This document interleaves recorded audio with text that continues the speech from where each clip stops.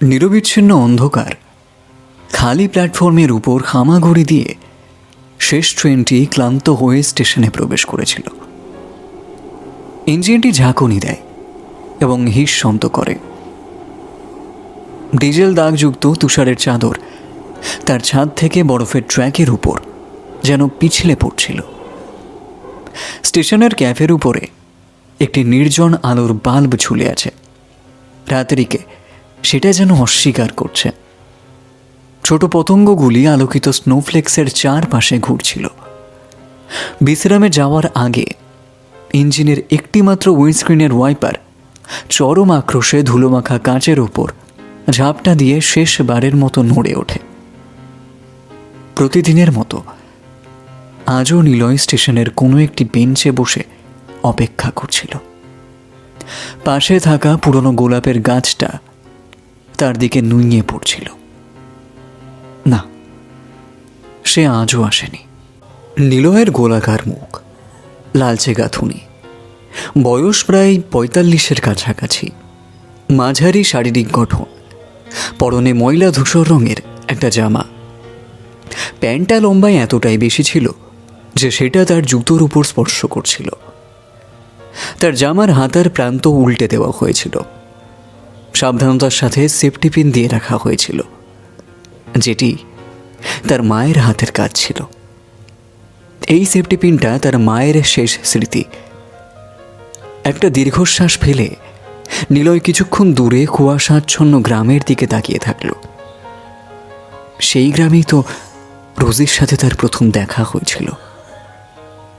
স্টেশনে একটা কালচে বাদামি রঙের ইঁদুর একটি বিস্কুটের খালি প্যাকেটের মধ্যে আটকে পড়েছিল। তারই খসখস শব্দ নীরব প্ল্যাটফর্মে ছড়িয়ে যাচ্ছিল। ইঁদুরটা প্যাকেটের মধ্যে থেকে বেরিয়ে আসার রাস্তা খুঁজে পাচ্ছিল না, ঠিক যেমন নিলয়ের হৃদয় থেকে অপেক্ষা মুক্তি পেতে চাইছিল। ২০টা বছর কেটে গেছে, আজও সে প্রতীক্ষা করছে তার রোজির জন্য। পাশে থাকা গোলাপ গাছটার দিকে একবার তাকিয়ে বেঞ্চ থেকে উঠে পড়ে নিলয়। পেছন থেকে স্টেশনের একমাত্র টি স্টলের করিম চাচা ডেকে ওঠে। আর কতদিন বাবু, ভুলে যাও দিদিমণিকে। এই করিম চাচার চায়ের দোকানে কত পুরনো স্মৃতি জড়িয়ে আছে রোজির সাথে। বাইরে তখন হালকা উত্তরের বাতাস বইছে। নিলয়ের গায়ে ওই ময়লা পরা জামাটা ছাড়া আর কিছু নেই। ও করিম চাচার ডাকে সাড়া দিয়ে একটা দীর্ঘশ্বাস ফেলে বলল, আসছি, তুমি দাঁড়াও, একসাথে বাড়ি ফিরব। করিম চাচা ও নিলয়ের বাড়ির মধ্যে ২-৩টে বাড়ির পার্থক্য। করিম চাচা স্টলের দরজাটা বন্ধ করতে করতে বলতে শুরু করে, বাবু, তুমি আর কতদিন দিদির জন্য অপেক্ষা করবে? বিয়ে করে ঘর সংসারও করলে না। হঠাৎ করিম চাচার নজরে পড়ল নিলয়ের পোশাকের ওপর। বলল, তোমার শীত করছে না? নিলয়ের অপেক্ষার উষ্ণতার কাছে যেন উত্তরের হাওয়া আজ হার মেরেছে। অদূরের জীর্ণাশয় বায়ুকল তার পাখনা নেড়ে যেন নিলয়কে বলতে চাইছে, আর কত অপেক্ষার রাত। বাড়ি ফিরে নিলয় আজ কিছু না খেয়ে শুধু জল খেয়ে শুয়ে পড়ল। বিছানার পাশের জানলাটা খোলা রেখেছিল। চাঁদের নীলাভ শান্ত আলোটা তার বিছানার অর্ধেকটা দখল করে নিয়েছে। নিলয় আকাশের দিকে তাকিয়ে থাকল। তার এই একাকিত্ব জীবনে চাঁদের নীলাভ আলোটাই আজ তার শয্যা সঙ্গী। বালিশের তলা থেকে একটা পুরনো চিঠি বের করল নিলয়। সেটি আজ নিলয়ের মতোই ক্লান্ত। খুব সাবধানে নিলয় চিঠিটা হাতে নিয়ে মনে মনে পড়তে লাগল। তাতে লেখা আছে, যখন তুমি মনে করো যে আমি তোমাকে নিজের এবং সব কিছুর চেয়ে বেশি ভালোবাসি, সে সম্পর্কে তুমি কি মনে করো? এবং তুমি যখন এই কথাগুলো নিজের কাছে বলো তখন তোমার কেমন লাগে? এটা কি একটা উষ্ণ, অস্পষ্ট, মৃদু ভালোবাসার মতো, নাকি এটা এমন কিছু যে আমি তোমার চেয়ে বেশি হতে চাই? এটা কি রাগ, হতাশা, ঘৃণা? এটা কি এমন একটা অনুভূতি যাকে বিস্ফোরিত এবং আঘাত করতে চাওয়া মানুষটিকে তোমার কাছে অনেক বেশি বোঝায়? আমি জানি না তুমি আমার কাছে এত স্পেশাল কেন, তবে আমাদের কাটানো ওই সুন্দর মুহূর্তে আমি তোমাকে সেটা অনুভব করিয়েছি। একটি পুরনো সম্পর্কে নতুন পদক্ষেপ নেওয়া আমার কাছে একটু বিস্ময়ের। আমার মনে হয় আমি এখন তোমার কাছে আমার লজ্জার অভাব অনুভব করছি। তোমার সাথে সময় কাটানোর পর থেকে আমি নিজেকে আরও নতুন করে অনুভব করছি। যা বলতে চাই তা বলার মতো শব্দ খুঁজে পাচ্ছি না। তুমি কি আমার অনুভূতিকে আমায় বোঝানোর জন্য সাহায্য করবে? নতুন জীবনের অনুভূতি এখন আমার জীবনে। এই জীবন তোমার ভালোবাসার উপহার। তোমার জীবন, রোজি। নিলয় শেষ 20 বছর ধরে এই চিঠিটা একবার করে পড়ে বালিশের নিচে খুব সাবধানে রেখে দেয়। জানলার দিকে ফিরে শুষ্ক নয়নে আকাশের দিকে নিলয় তাকিয়ে থাকে।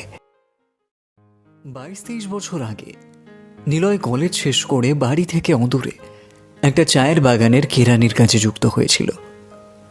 নিলয়ের মধ্যবিত্ত পরিবার। তখন তার বয়স 23-এর মতো। বাড়িতে মায়ের সঙ্গে থাকত সে। বাবাকে শৈশবেই হারিয়েছিল নিলয়। চায়ের বাগানের কাজে একদিন নিলয়কে পাশের গ্রামে যেতে হয়। পরিকল্পনা মতো নিলয় সেদিন সকালে বাড়ি থেকে একটু ভোরের দিকে বেরিয়েছিল। গ্রামটা খুব কাছে না হলেও পায়ে হেঁটে যাওয়ার দূরত্বেই ছিল। হাতে দরকারি কাগজপত্র নিয়ে নিলয় রাস্তায় হাঁটা শুরু করল।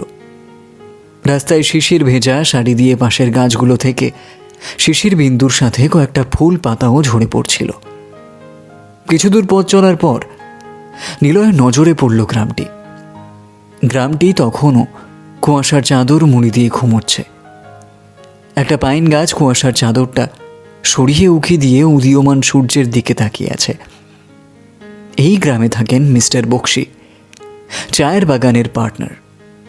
যদিও নিলয় কোনোদিন মিস্টার বক্সির বাড়িতে আসেনি, তবুও সে জানত সে ঠিক মিস্টার বক্সির বাড়ি খুঁজে নেবে।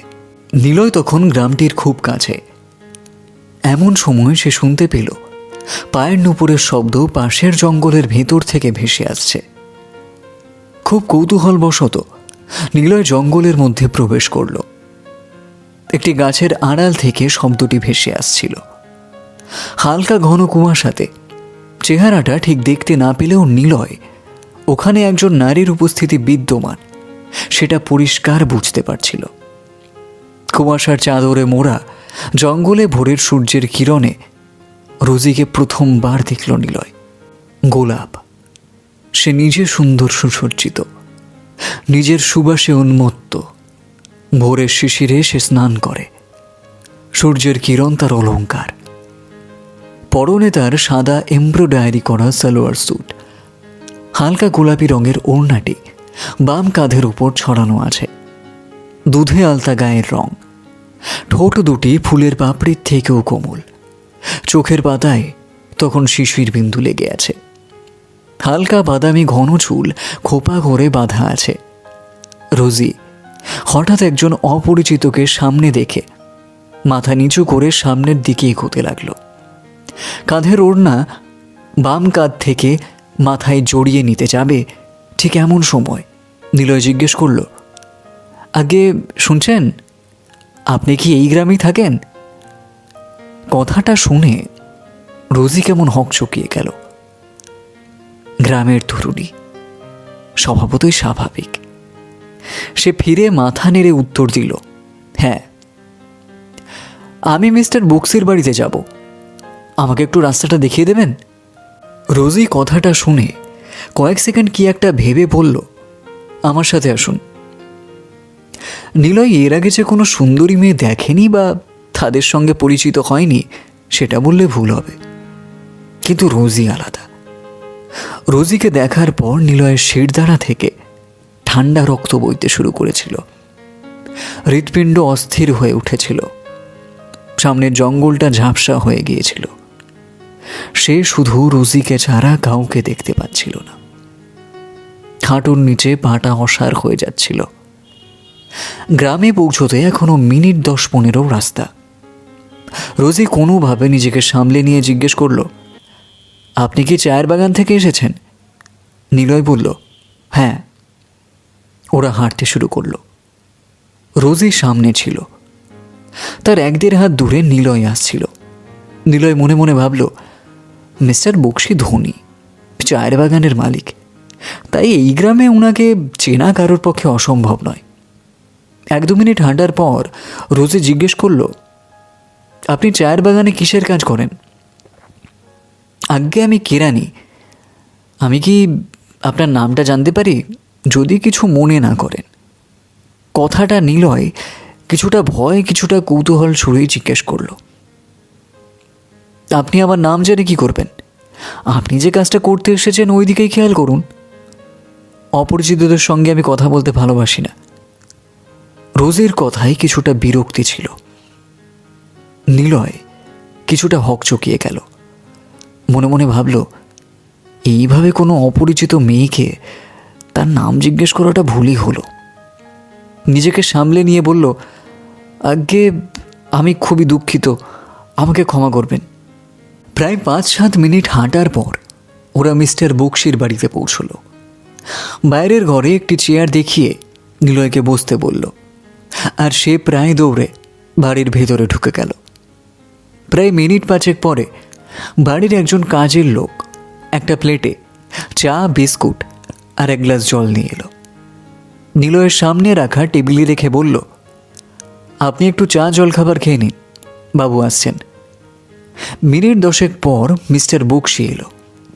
পরনে একটা ঘন নীল রঙের সিল্কের নাইট গাউন, মুখে সাহেবি কয়দায় ধরা পাইপ, এক হাতে একটা ইংরেজি খবরের দৈনিক।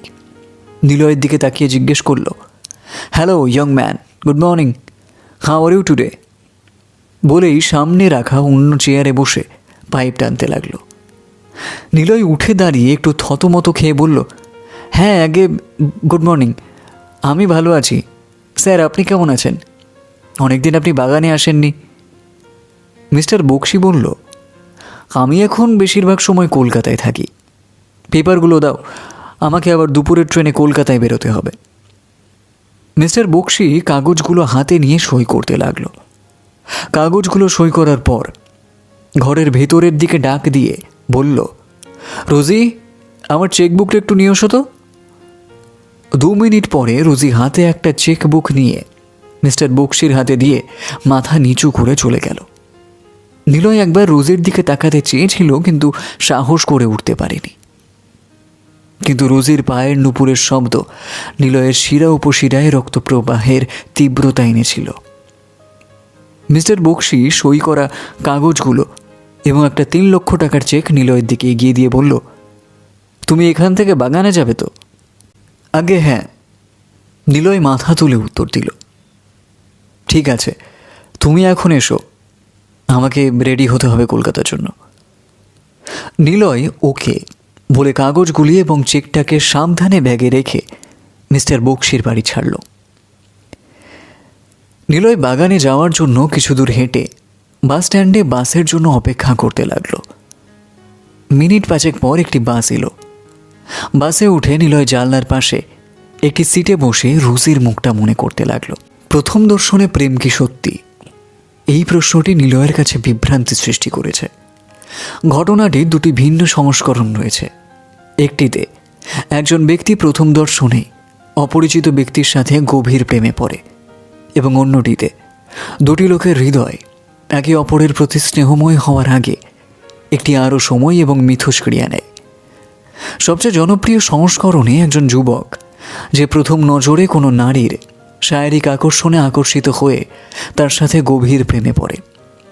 এই তথ্যের দ্বিতীয় সংস্করণটি পরামর্শ দেয় যে প্রথম দর্শনে প্রেম হলো মিলন প্রক্রিয়ার একটি অভিযোজিত প্রতিক্রিয়া।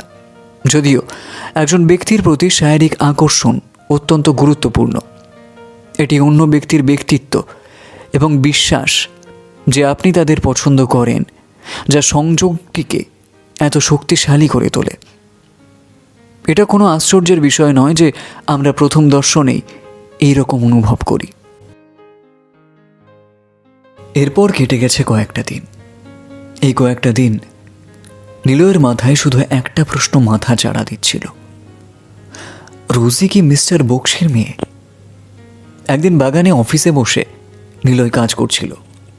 বেলা 12টার দিকে রোজি বাগানের অফিসে এলো। নিলয় এক মনে অফিসের খাতাপত্র নিয়ে ব্যস্ত ছিল। আগে শুনছেন?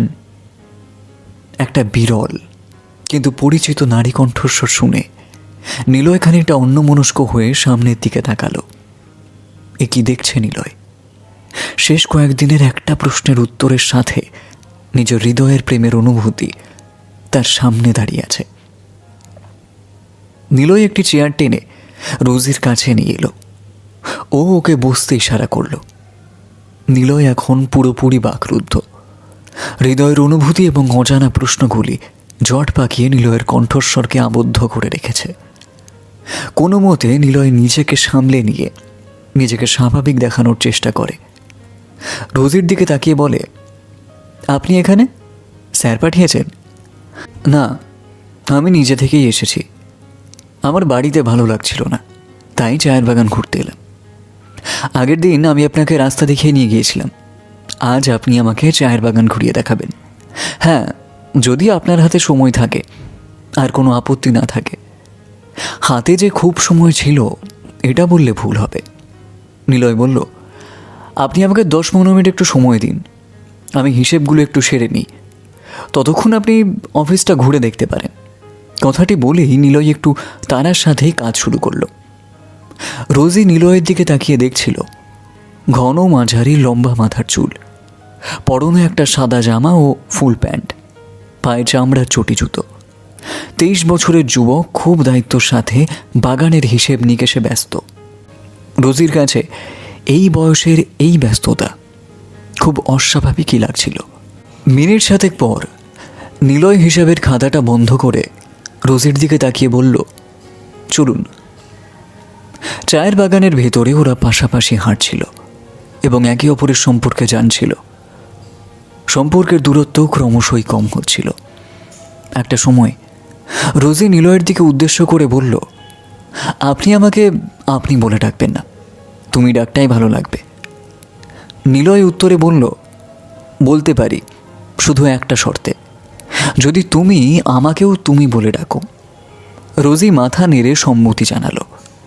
তাদের এই কথোপকথনে নিলয় জানতে পারে যে রোজির মা মিস্টার বক্সির বাড়িতে কাজ করে। সেদিন যে নিলয়কে চা জল দিয়েছিল ওই হলো রোজির মা। আর সেই সূত্রেই রোজি ওর মায়ের সাথে মিস্টার বক্সির বাড়িতে থাকে। ওদের নিজের বাড়ি আসামে। নিলয়ের মতো রোজিও তার বাবাকে শৈশবেই হারিয়েছে। কাকু জেঠুরা সব সম্পত্তি কেড়ে নিয়ে মা ও মেয়েকে বাড়ি থেকে তাড়িয়ে দেয়। তখন রোজির বয়স মাত্র 2 বছর। মামাদের সাথে সেইভাবে কোনো যোগাযোগ নেই। বাবা মা ভালোবেসে বিয়ে করেছিল, হয়তো সেই কারণে। নিলয় নিজেও এই একই পরিস্থিতির সাথে নিজেকে জুড়তে পারছিল। ভালোবাসার রহস্য হলো সহানুভূতি, প্রেমময় উদারতার ভিত্তি হলো স্নেহ, সহানুভূতি, সহনশীলতা, গ্রহণযোগ্যতা এবং অন্য মানুষের জন্য উদ্বেগ। এর অর্থ হলো বিচার, সমালোচনা বা নিন্দা না করে নিজের হৃদয়ের অন্তত একটি অংশ অন্য মানুষের কাছে খুলে দেওয়া, যা অন্য ব্যক্তির অনুভূতি এবং চাহিদাকে প্রশংসা এবং স্বীকার করে। এইভাবে কয়েকটা মাস কেটে গেল। দুজনের অনুভূতিও একে অপরের প্রতি আকর্ষণ অভিযোজিত হয়ে পরিণতির দিকে এগোচ্ছিল। এর মধ্যে একদিন 7 দিনের ম্যালেরিয়াতে নিলয়ের মা মারা যায়। নিলয় স্বভাবতই খুব একা হয়ে পড়ে। এই মুহূর্তে নিলয়ের আপন বলতে রোজি ছাড়া আর কেউ ছিল না। একদিন স্টেশনের করিম চাচার চায়ের দোকানে নিলয় রোজিকে বলেই ফেলে, আমার জীবনের শূন্যতাকে তুমি পূরণ করতে পারবে? তুমি কি আমার হৃদয়ের অস্থিরতাকে শান্ত করতে পারবে? নিলয়ের মা গত হবার পর নিলয়ের প্রতি রোজির স্নেহ ও সহানুভূতি অনেকটা বেশি হয়ে উঠেছিল। এটাই স্বাভাবিক মানবিক স্বভাব। নিলয়ের কথা শুনে রোজি কিছুক্ষণ চুপ করে থাকল। নিলয় তখনও রোজির হাত ধরে বসে আছে। রোজির কয়েক ফোঁটা চোখের জল নিলয়ের হাতের ওপর পড়ল। প্রায় সন্ধ্যে স্টেশনটা তখন থমথমে। একটা ছোট ধুলোর ঝড় রেল লাইনে পড়ে থাকা ধুলো কাগজ কয়েকটা শুকনো পাতা নিয়ে উড়ে চলে গেল। এদিকে চায়ের স্টলে বসে থাকা সদ্য যৌবনে পা দেওয়া এক 24 বছরের যুবক তার উত্তরের অপেক্ষায়। স্টলের বাসনের শব্দে মুহূর্তের নীরবতা ভঙ্গ হলো। রোজি চোখের জল মুছে মুখে একটা নিশ্চিন্তের হাসি হেসে বলল, আমি তো তোমারই ছিলাম, আছি এবং সারা জীবন থাকব। করিম চাচা পাশ দিয়ে যাচ্ছিল। রোজির কথাটা শুনে সে একটু হেসে বলল, বাবু দিদিমণি, তোমাদের বিয়েতে আমাকে নেমন্তন্ন করো কিন্তু। রোজি কথাটা শুনে লজ্জায় দৌড়ে স্টল থেকে বেরিয়ে গেল। গোধূলির লাল আকাশটা আজ প্রেমের রঙে রঙিন। নিলয়ের জীবন থেকে ধীরে ধীরে শূন্যতার কালো মেঘ দূরে সরে যাচ্ছে। নিঃশর্ত প্রেমের ধারণাটি একটি খুব গভীর এবং মৌলিক প্রয়োজন থেকে উদ্ভূত হয় যে সমস্ত মানুষকে নিঃশর্তভাবে ভালোবাসতে হবে। মানুষ যখন প্রেমে পড়েন তখন সে অপর ব্যক্তির পারস্পরিক বোঝাপড়া এবং সহানুভূতির একটি বন্ধন ভাগ করে নেয় এবং সেই বোঝাপড়া সহানুভূতি অপরিবর্তিত থাকে যে কোনো পরিস্থিতিতে। সেদিন নিলয় অফিস থেকে বেরোতে একটু দেরি হয়েছিল। রোজির সাথে গত 2-3 দিন তার দেখা হয়নি। এটা খুবই স্বাভাবিক ছিল। অফিস থেকে বেরিয়ে বাস স্ট্যান্ডে বাসের জন্য অপেক্ষা করছিল। এমন সময় সে দেখল রোজি ওর কাছেই হেঁটে আসছে। সবে তখন সন্ধে হয়েছে, তাই দূরে থাকলেও চিনতে অসুবিধা হচ্ছিল না। নিলয় জিজ্ঞেস করল, তুমি এখানে এই সময়? রোজি উত্তরে বলল, পাশের গ্রামে ওর এক স্কুল ফ্রেন্ডের বিয়ে, ওখানেই যাওয়া হচ্ছে। হঠাৎ করে বৃষ্টি শুরু হলো। এই অঞ্চলে হঠাৎ বৃষ্টি কোনো নতুন বিষয় ছিল না। নিলয় ছাতাটা খোলে। রোজিও সেই ছাতার নিচে দাঁড়িয়ে থাকলো। মিনিট খানেক পর নিলয় বলল, আজ মনে হয় না বৃষ্টি কমবে, তুমি বরং বাড়ি ফিরে যাও। রোজি কথাটা শুনে বলল, না, তার চেয়ে বরং তোমার বাড়িতেই যাই। একটু পরে বৃষ্টি কমলে দুজনে একসাথে বিয়ে বাড়িতে যাব। এতক্ষণে বাসও চলে এসেছে। দুজনে বাসে উঠে নিলয়ের বাড়ির পথে রওনা দিল। মানুষ কি প্রেমে আসক্ত হতে পারে? হ্যাঁ, এটা সত্য। সেই মুহূর্তে তারাও আসক্তির কাছে নিজেরাই অজান্তে পরাজিত হয়ে গিয়েছিল এবং সময়ের সঙ্গে তারা নিজেদের কাছে একজন প্রেমিক প্রেমিকার চেয়ে বেশি কিছু হয়ে উঠেছে। প্রেমের আসক্তি প্রাথমিক প্রেমের উচ্ছ্বসিত পর্যায়ের জন্য একটি তীব্র আকাঙ্ক্ষা আনতে পারে, কিন্তু তারা বাসে একটা সিটে পাশাপাশি বসে হাতে হাত রেখে ওই মুহূর্তে সেটি কল্পনাও করতে পারছিল না। ঘরটা খুলে নিলয় রোজিকে ভেতরে আসতে বলল। ছোট বাড়ি, ভেতরে একটি খাটের ওপর রোজিকে বসতে বলল। নিলয় মোমবাতিটা জ্বালিয়ে পাশে থাকা টেবিলের ওপরে রাখল আর একটা মোমবাতি নিয়ে রান্নাঘরে চলে গেল সোজা। রোজি এই প্রথমবার নিলয়ের বাড়িতে। স্বভাবতই সে এদিক সেদিক তাকিয়ে ঘরটা দেখতে লাগলো। অল্প কিছুক্ষণের মধ্যে নিলয় 2 চায়ের কাপ নিয়ে ঘরে ঢুকলো। রোজির দিকে একটা কাপ বানিয়ে দিল। জিজ্ঞেস করলো, 2-3 দিন তোমার কোনো খবর নেই, আমায় ছেড়ে থাকতে পারলে? বাইরে তখনও বৃষ্টি চলছে। রোজি নিলয়ের কথার কোনো উত্তর না দিয়ে লজ্জা জড়ানো প্রেমের দৃষ্টিতে নিলয়ের দিকে তাকালো। দুজনে চা খাওয়া শেষ হওয়ার পর চা কাপ 2টি টেবিলের ওপর রেখে রোজি জানলার কাছে বাইরের বৃষ্টি দেখতে লাগলো। নিলয়ও রোজির পাশে এসে দাঁড়ালো। বাইরের বৃষ্টির সাথে দুজনের হৃদস্পন্দনও শরীরের রক্ত প্রবাহ গতি ক্রমবর্ধমান ছিল। ওই সময় পাশে একটা কালো বিড়াল রোজির পায়ের ওপর হঠাৎ করে চলে গেল। রোজি ভয় জড়ানো স্বরে চিৎকার করে নিলয়কে জড়িয়ে ধরল। এই চারিত্রিক লক্ষণ মস্তিষ্কে প্রেম এবং কামনাকে সক্রিয় করে, যার ফলে নিজেকে হারিয়ে ফেলার ইচ্ছা, শারীরিক চাহিদার তীব্র অনুভূতি হয়। প্রেমিক প্রেমিকারা এই শক্তিশালী আবেগগুলির জন্য প্রাথমিকভাবে শারীরিক আগ্রহ দেখায়, যা উভয় ক্ষেত্রে সংযুক্তি, নিরাপত্তা, সত্য এবং গ্রহণযোগ্যতাকে প্রমাণ করে। সেই রাতটা রোজি নিলয়ের কাছেই থেকে গেছিল। পরের দিন সকালে রোজি যখন ঘুম থেকে ওঠে তখন তার মনে এক লজ্জা, ভয়, আনন্দের মিশ্র অনুভূতি ছিল। তবে সর্বোপরি সে নিজেকে পরিপূর্ণ অনুভব করছিল। সব কিছু মিলিয়ে তার শরীর ও মন খুব শান্ত ও শীতল ছিল। বাইরে এখন বৃষ্টি বন্ধ, সূর্য উঠেছে, আশেপাশের গাছগুলি নতুন হয়ে হাসছে। বাইরের পৃথিবী যেন এক নতুন জীবনের আগমনে নিজেকে সাজিয়ে তুলেছে। নিলয় রোজিকে একটা রিকশায় তুলে অফিস যাওয়ার জন্য প্রস্তুত হতে লাগলো। তারপর 10-12 দিন কেটে গেছে। এর মধ্যে নিলয়ের সাথে রোজের 2-3 বারের বেশি দেখা হয়নি। একদিন চায়ের বাগানে কাজ করতে এসে মালি নিলয়কে একটা চিঠি দিয়ে বলল, বাবু, রোজি দিদিমণি আপনার জন্য পাঠিয়েছেন। নিলয় চিঠিটা খুলে একবার পড়ল, তারপর অগোছালোভাবে কিছু একটা ভেবে চিঠিটা বুক পকেটে রেখে অফিসের কাজ করতে শুরু করলো। 2 দিন পর রবিবার ছিল। পূর্ব পরিকল্পনা মতো বেলা 12টার সময় নিলয় স্টেশনে করিম চাচার দোকানে রোজির জন্য অপেক্ষা করছিল। দুপুর 1টায় আসাম এক্সপ্রেসটা ছাড়বে, তারই তোড়জোড় চলছে স্টেশনে। ট্রেনটা স্টেশনে দাঁড়িয়ে আছে। চারিদিকের ব্যস্ততা যেন নিলয়ের অপেক্ষাকে ছাড়িয়ে গেছে। ট্রেনটা ছাড়তে আর কয়েক মিনিট বাকি আছে। এমন সময় এক চিৎকারের শব্দের দিকে নিলয়ের চোখ গেল।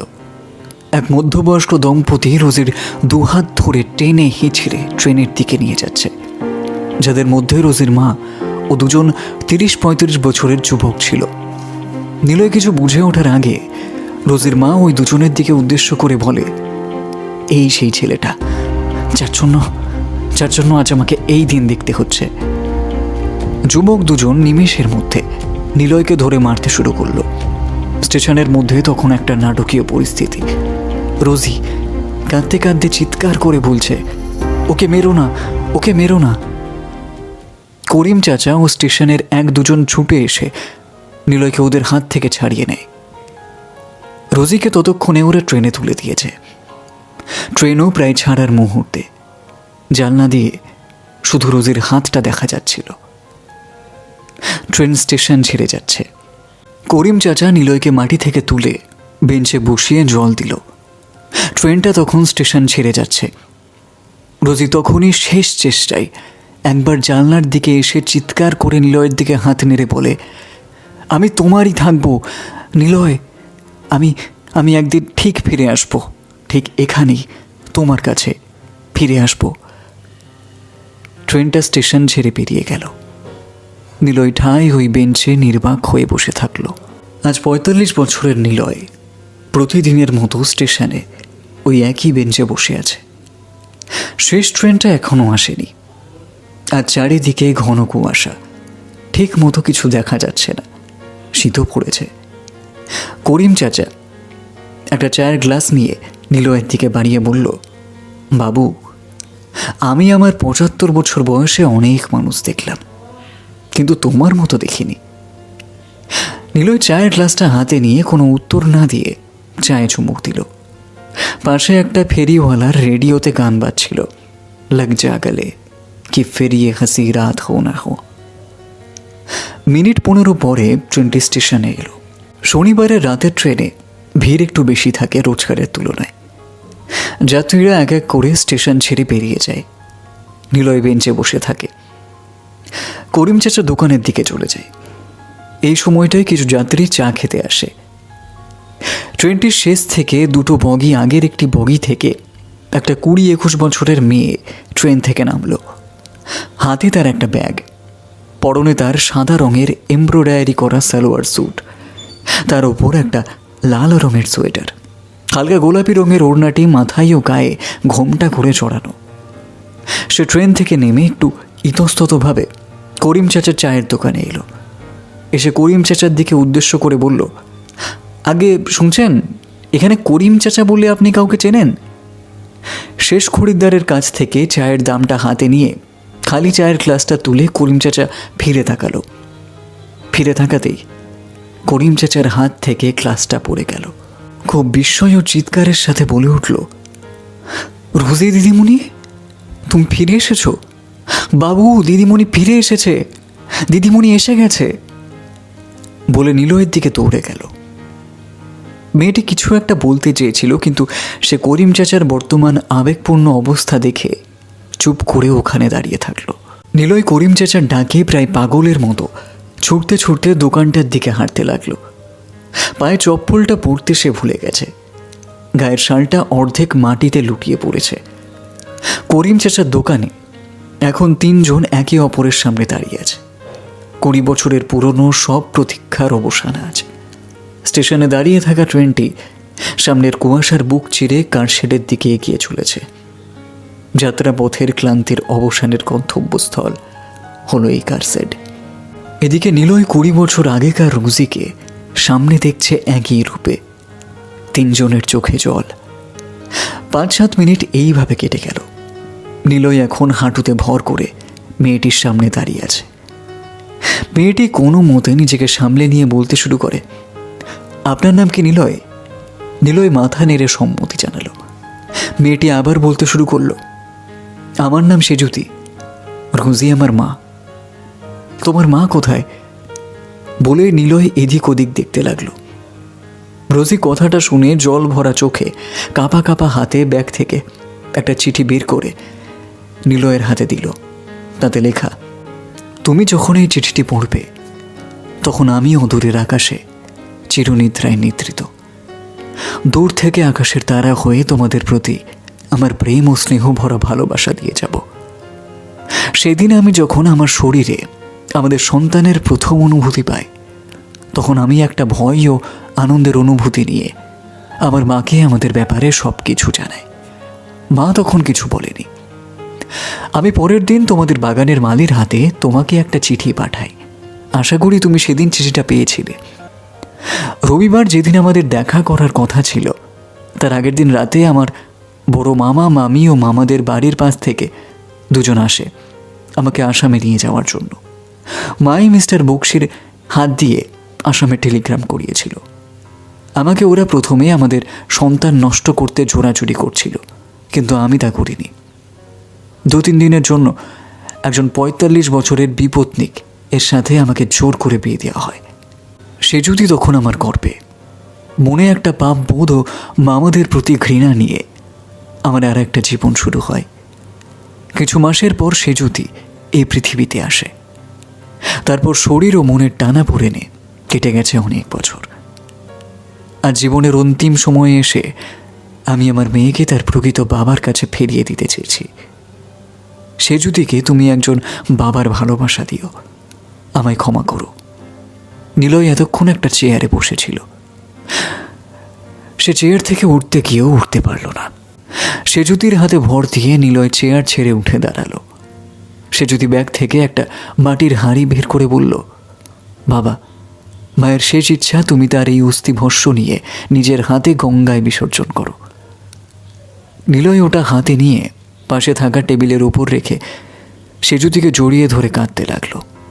2 জনে নিজেদেরকে কোনোভাবে সামলে বাইরের একটা বেঞ্চে নিলয় আর সেজুতি বসে থাকলো।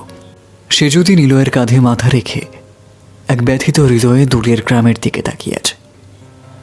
নিলয়ের কোলে রোজির অস্থিভস্য মাটির হাঁড়িটা, তাতে একটা লাল কাপড় খুব যত্নে বাঁধা আছে।